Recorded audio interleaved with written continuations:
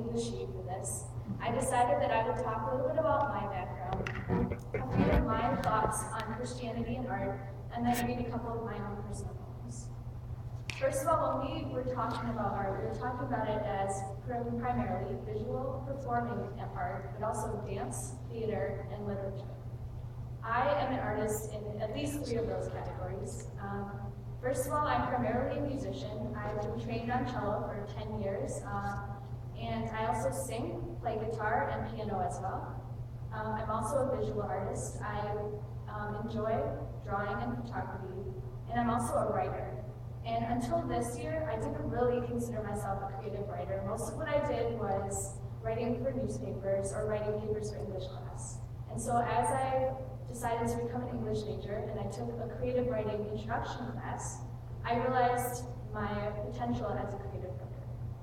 But I don't want this talk to be just about me. I'd like to challenge all of you as well and make 2 important points. The first is that if our hearts are in the right place as Christians, then anything and everything that we do will glorify God, and it doesn't matter what it looks like. And the second is that as Christians, artists, and human beings, we can engage and appreciate all kinds of art in the context of our own experiences. First of all, artists are not the only people who are creative. Creativity is simply a desire to do, make, or be something that's never been seen before. This may manifest itself through arts, but it can also be in the things that we do every day, such as working to invent a product or working to find a cure for cancer. From the same place deep within us comes our faith and our worldview.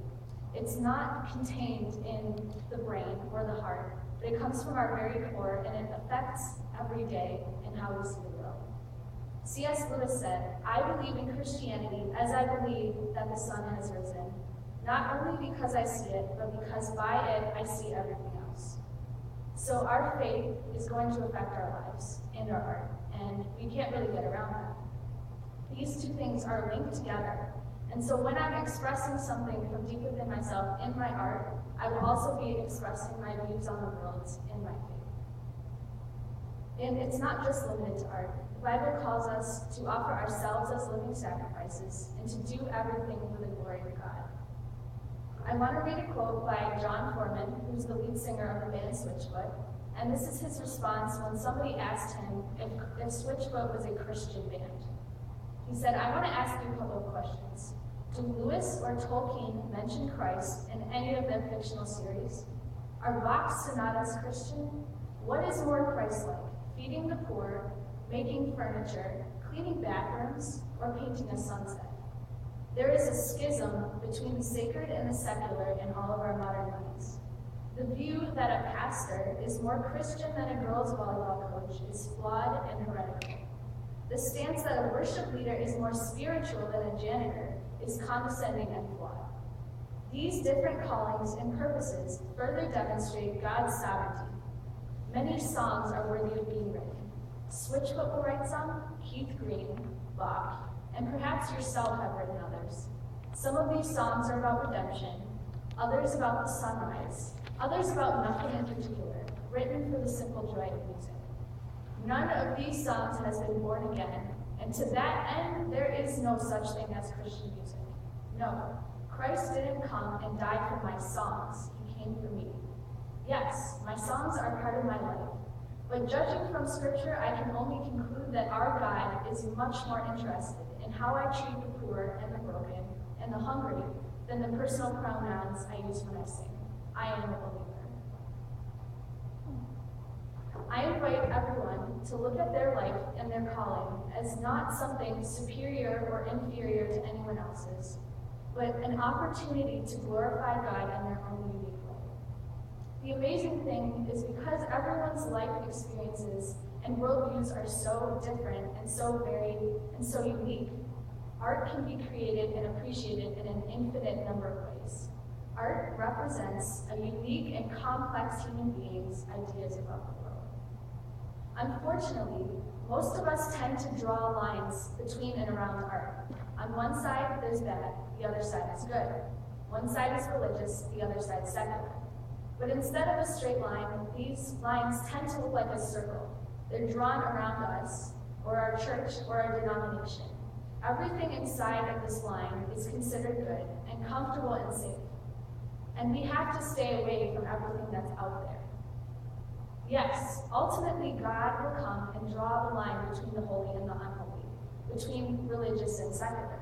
But until then, it is not our job to decide which is which.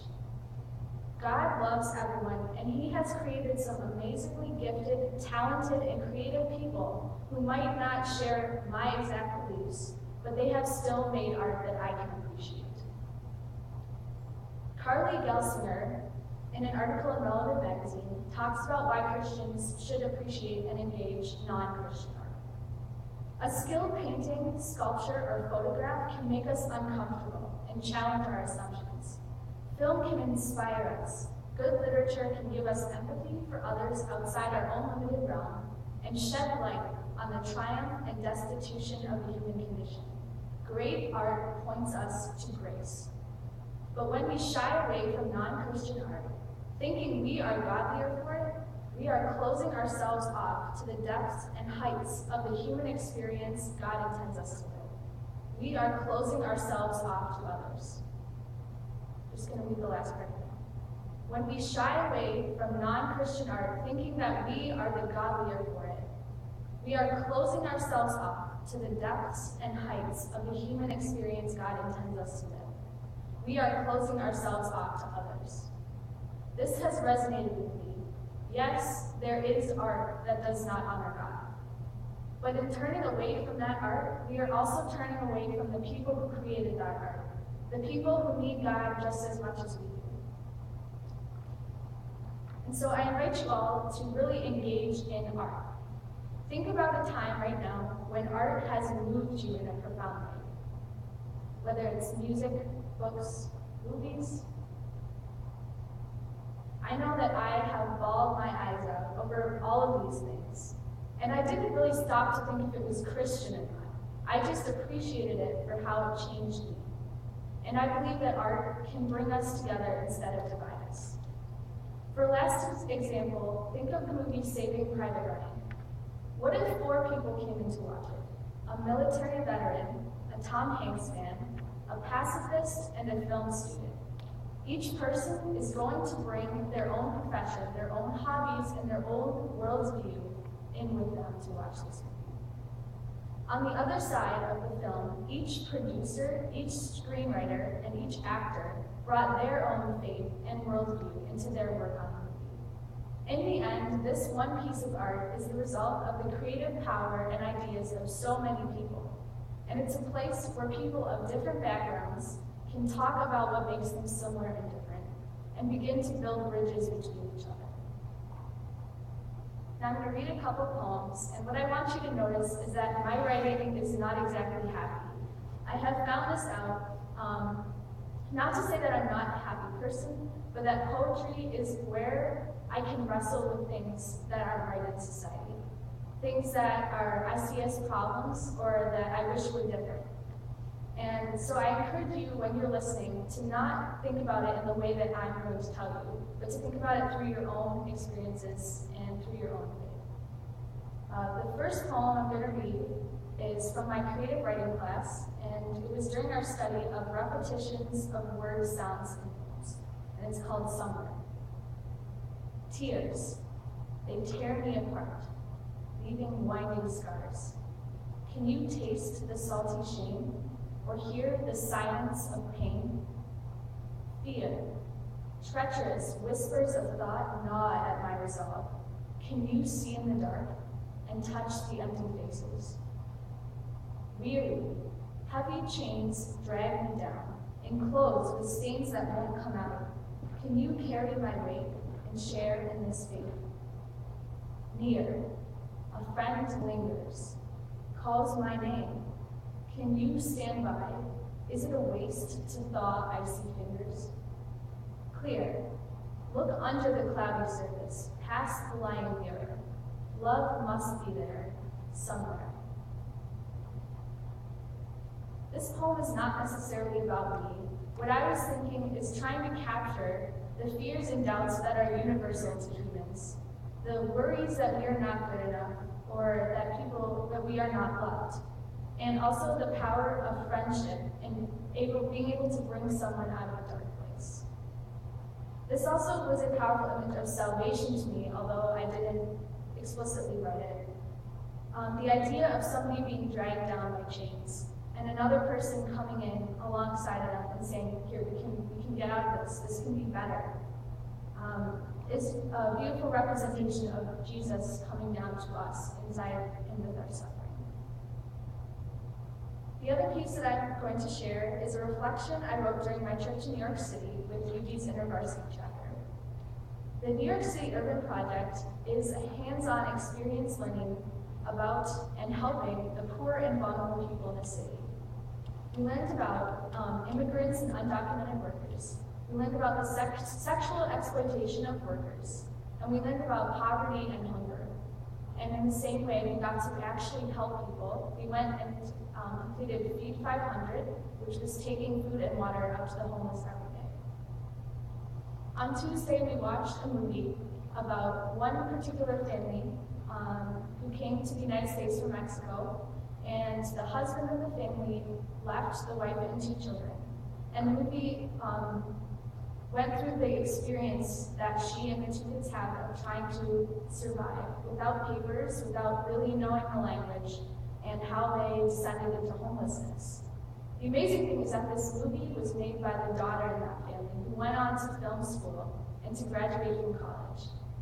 This reflection is what I was wrestling with as we talk about ethnic identity.